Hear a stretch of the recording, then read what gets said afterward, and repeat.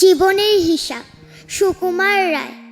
বৃত্তে বোঝায় বাবু মশাই, চোরি শখের বোটে মাঝিরে কন বলতে পারে সূর্যি কেন ওঠে, চাঁদটা কেন বাড়ে কমে, জোয়ার কেন আসে।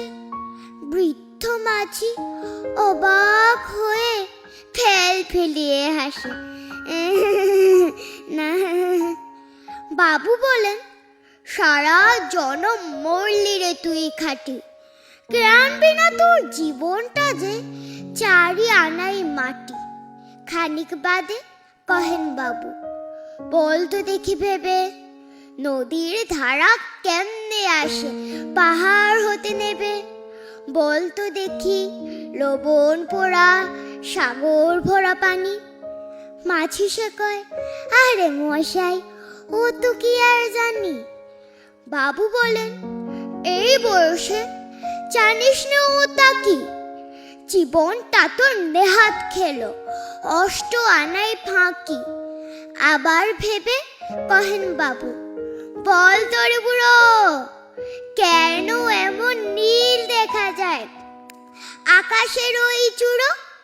বল তো দেখি সূর্য চাঁদে গ্রহণ লাগে কেন।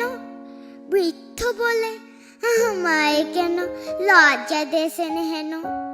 বাবু বলেন, বলবো কি আর, বলবো তোরে কিতা, দেখছি এখন জীবনটা তোর 12 আনাই বৃথা।